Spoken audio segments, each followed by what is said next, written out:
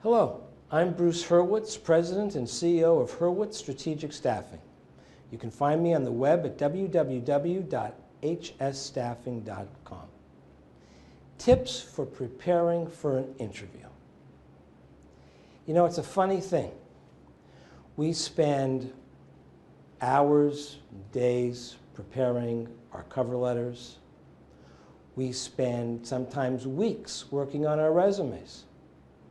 We spend very little time on interviews. And it's the exact opposite for employers.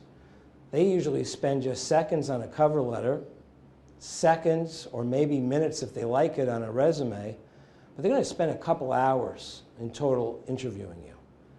That you may not be in the room at the time, but they'll be discussing you, so it counts for their time. So we need to focus on preparing for the interview because the interview is key. You've written a cover letter. The cover letter got the employer to look at the resume.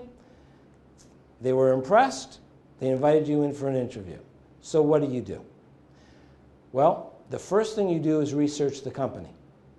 And it's not enough just to go to the website because everybody goes to the website. You have to Google them.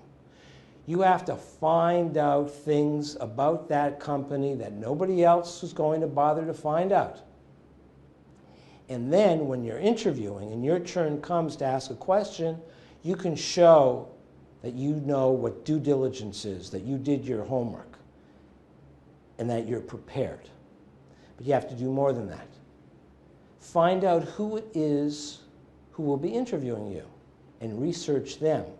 Because what's important is to form a personal bond, some type of connection with that individual.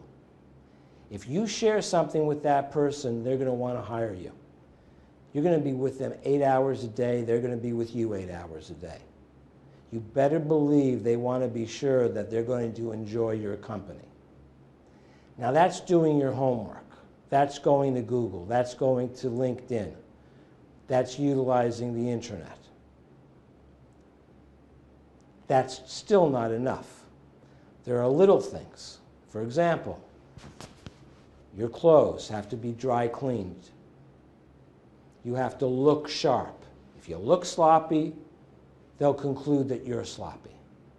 Little things matter. For men, your tie has to be straight.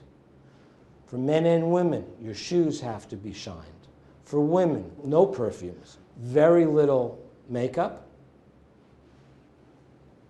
very little jewelry. Always err on the side of conservative. Make sure you know where you're going and give yourself ample time. There is no excuse for being late for an interview.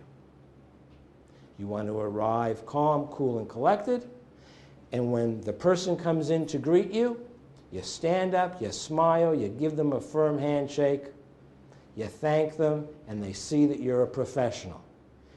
And when you sit down across the desk from them and they start asking you questions, and then it's your turn to ask the questions, then they know you're a professional. Thank you for watching. I'm Bruce Hurwitz, President and CEO of Hurwitz Strategic Staffing, on the web at www.hsstaffing.com.